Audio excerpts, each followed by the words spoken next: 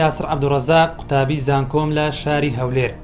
سەبارەت بەو پەتایەی کە تووشی هەموو مرۆڤایەتی بووە، داواکارم لە خەڵکی کوردستان کە لە ماڵەکانیان بمێنن بۆ ئەوەی پارێزراو بن لە توشبوون بە ڤایرۆسی کۆڕۆنا و پێم باشە هەمومان بەیەکەوە پابەند بین بە ڕێنماییەکانی وەزارەتی تەندروستی و ناوەخۆ بۆ ئەوەی بە کەمترین زیان ئەو دۆخە تێپەڕێنین و سوپاس بۆ کارمەندانی تەندروستی کە لە بەرەی پێشەوەی جەنگی دژ بە ڤایرۆسی کۆڕۆنان و بە هیوای سەلامەتی و تەندروستی بۆ هەموو کوردێکی ئازیز و خۆشەویست.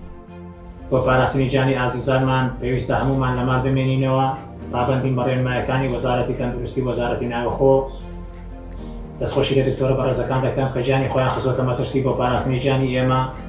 دەستخۆشی لە هێزە ئەمنیەکان دەکەم شەو ڕۆژیان خستۆتە سەر یەک بۆ پاراستنی سەر و ماڵی ئێمە. سڵاو، مستەفا موحسینی قوتابی، هاوڵاتیانی خۆشەویست. ئێمە ئەوەدەزانین کە ماوەیە کە ڤایرۆسی کۆڕۆنا ڕوو لە تەواوی جیهان کردووە، تەنها هەرێمی کوردستانی نەگرتوتەوە. بەڵگە لەوتنی سوێن و دنیا بە هەمان دەرکی ئێمە دراڵین. ئێمە بۆ لەناوبردنی ئەم ڤایرۆسە پێویستە پابەند ڕێنماییەکانی تەندروستی بین، لە ماڵەکانی خۆمان بمێنینەوە. حکوومەتی هەرێمی کوردستان چۆن ڕابردوو کێشەکانی بەزیریخانە چارەسەر کردووە، دڵنیا بن کە ئەم ڤایرۆسە لەناو دەبین، بەڵام پێوتمان بە یارمەتی هاوڵاتیە کە لە ماڵەکانی خۆیان بمێنینەوە بۆ لەناوبردنی ئەم ڤایرۆسە. ئەی خێرخوازان، ئەی خوا پێداوان، ئێوە ڕۆژانێک لەم شارەدا لەم وڵاتەدا بەواستەی ئەم خەڵکی سەر ئەم وڵاتەدا توانیتان لە بازارەکاندا زۆرترین قازان و سوول و ئیسیفادە بکەن.